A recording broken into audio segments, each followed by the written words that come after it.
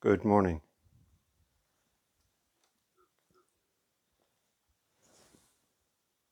So I don't know how well you can hear me. Very well. Oh, thank you. Good.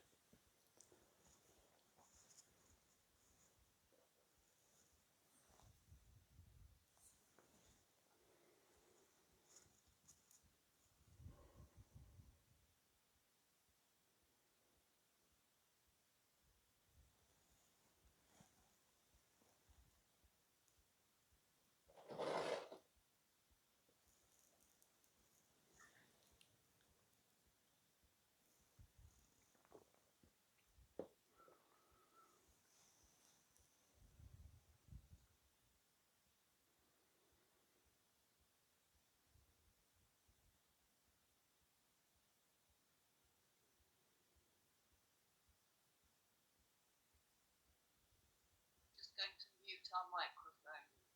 We've got power tools starting up.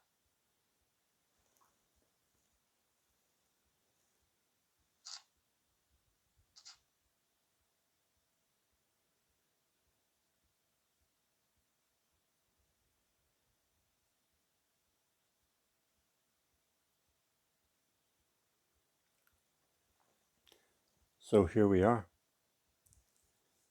And somehow or other, we got here. We got to be where we are.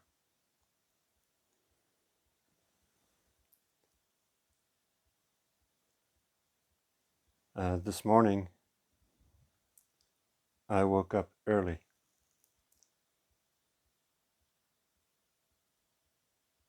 I lay in bed in the darkness, warm in the bed, with cool, not cold, but cool air on my face, and breathing it in and enjoying the darkness and the warmth.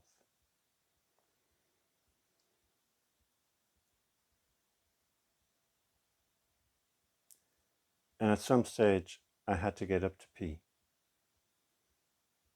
So, not knowing what time it was, I got up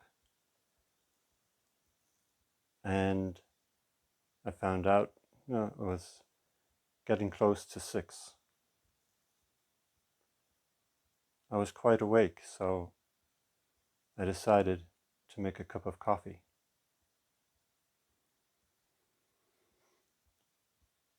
And while I was in the cold kitchen, waiting for the coffee to brew, I was reminded of a scene of almost 30 years ago. And with that scene in mind, I brought my coffee back to bed and got into bed, enjoying the warmth of the bed, taste of the coffee, and the coolness of the air on my face and shoulder. And the scene that had come to mind was 30 years ago, almost, visiting my girlfriend Bear in her flat in Drumcondra, waking up on a cold and icy morning in the dark,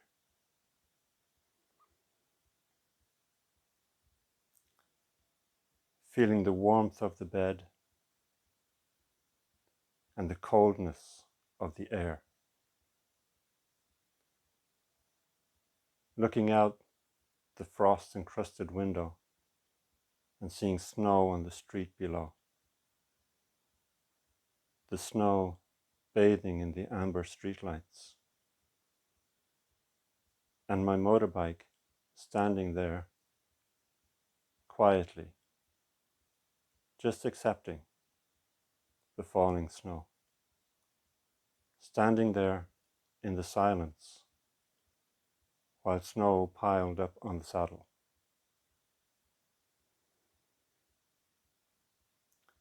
Then we had a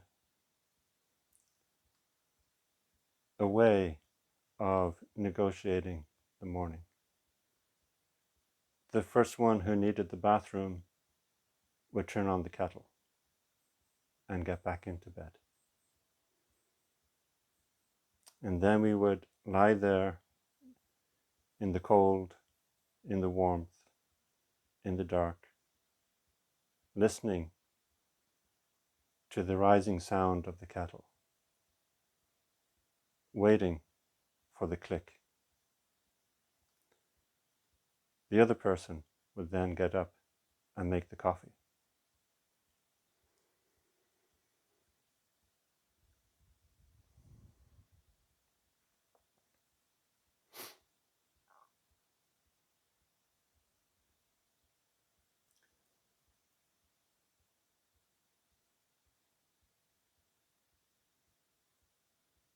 So here we are at the end of our first week of the practice period, entering into the silence, the darkness,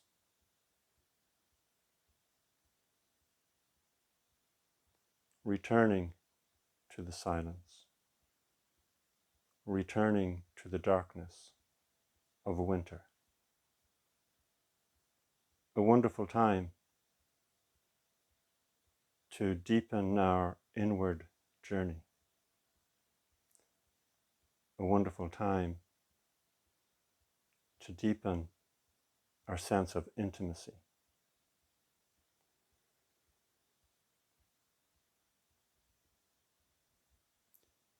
Lying there in the warmth, in the cold, in the dark, with a warm cup of coffee in your hand. This is the true Dharma. It's as true as Dogen's reply when asked, "What is the true Dharma?" Flowers in the spring, the sound of the cuckoo in the summer, chilly winds in the autumn, and snow-covered fields in the winter. This is the true Dharma. And this is what we are returning to.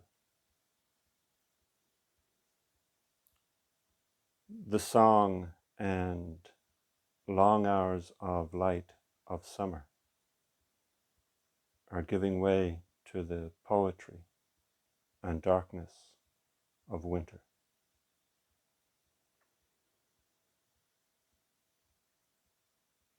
As I lay in bed, I wondered if we would have snow this year. If the pond down the hill from me would freeze. And if I would get to see spider webs with dewdrops sparkling in them.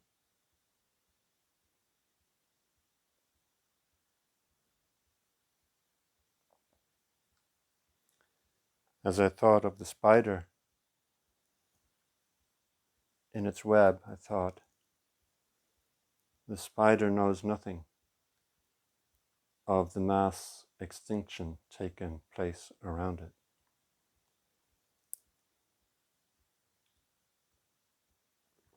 The spider knows nothing of the countless generations that have gone before it, the countless species that have come and gone.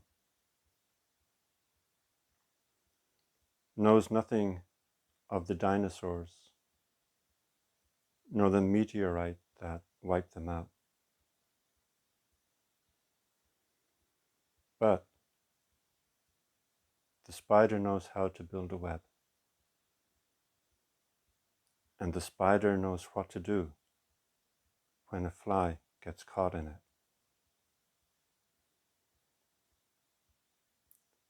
The spider knows what it needs to know to be a spider.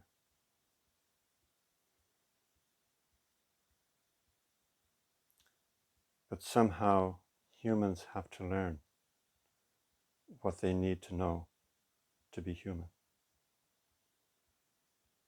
even though they already know it.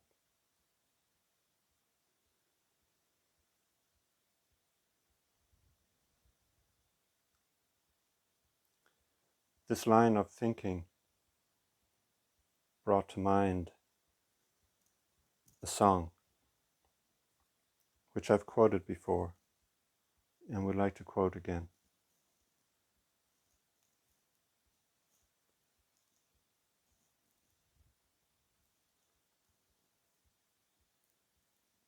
It's from Tapestry by Don McLean.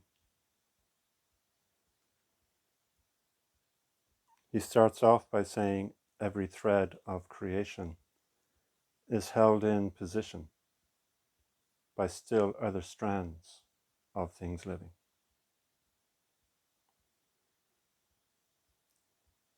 Then later he says,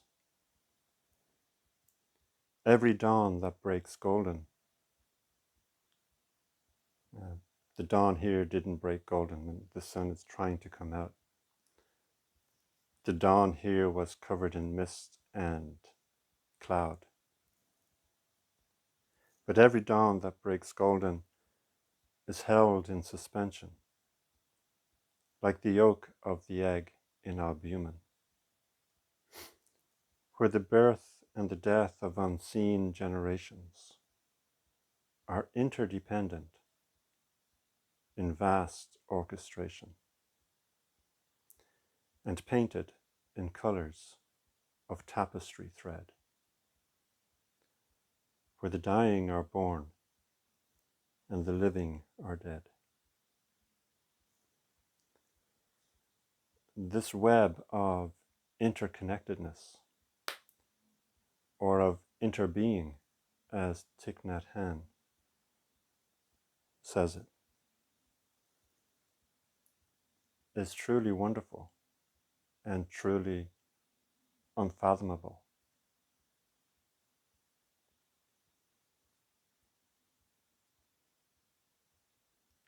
It is ours to enjoy, but we can't fully enjoy it without that true intimacy, without that intimacy of the true Dharma. Without that, our enjoyment of it is always uneasy.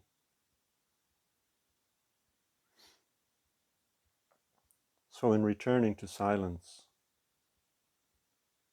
in returning to the darkness, we are returning to that intimacy, which is the true Dharma.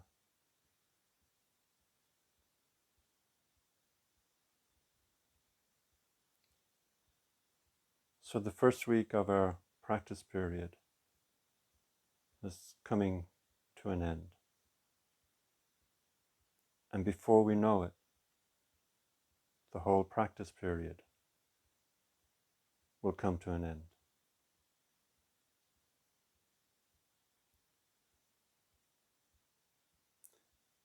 But I already sense that deepening intimacy.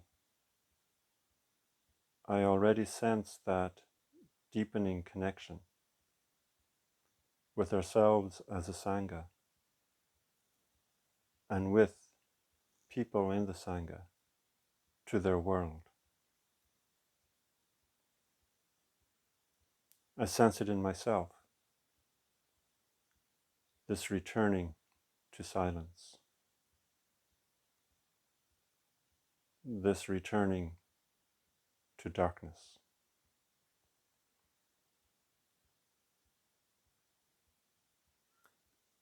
And the second week of our practice period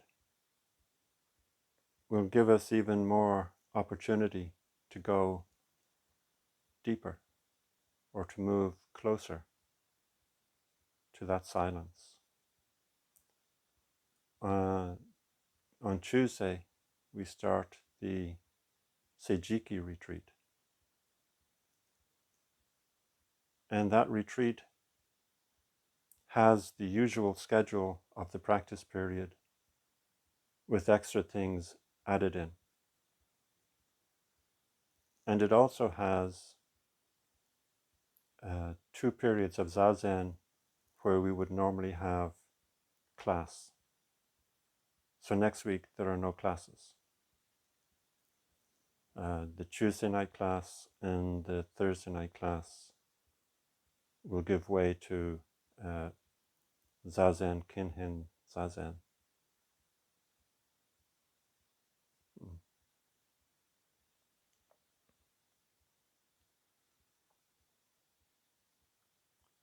So I feel as though on this practice period,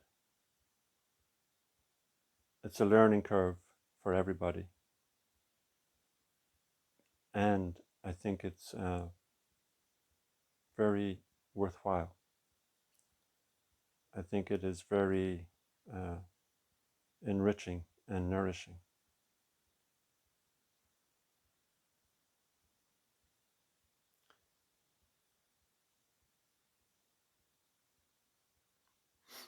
I said on Wednesday that you cannot waste time.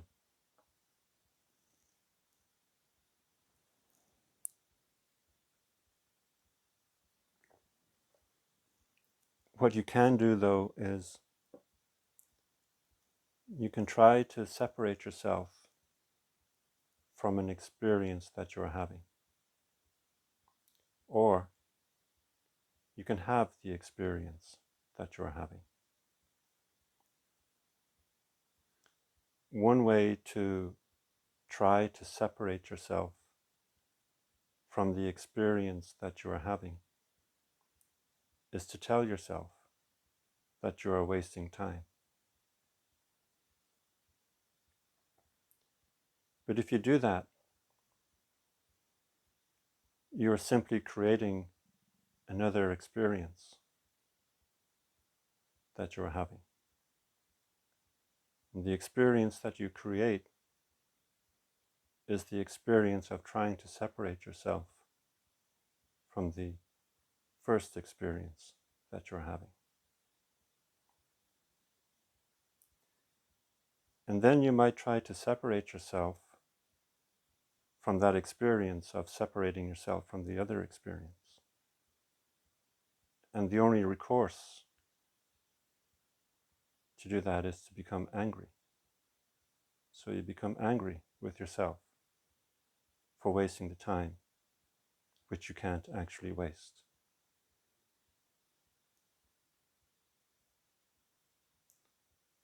The easiest path actually is to have the experience that you're having, even if it is unpleasant, even if it seems to be going nowhere. Have the experience. Don't waste time. Don't indulge in the notion of wasting time.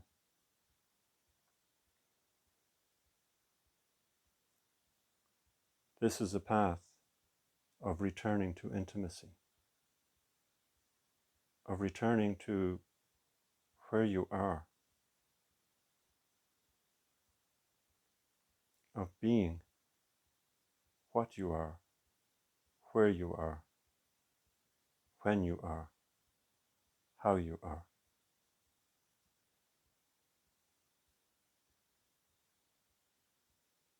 And this is Buddhism.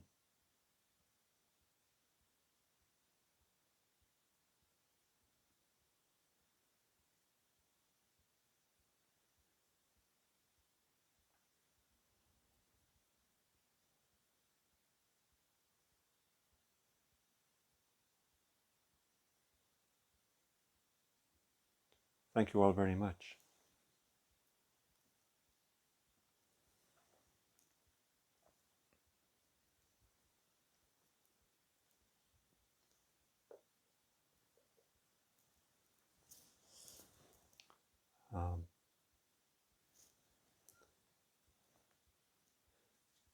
So this Dharma talk does have time for questions and answers. Well, questions definitely, possibly answers.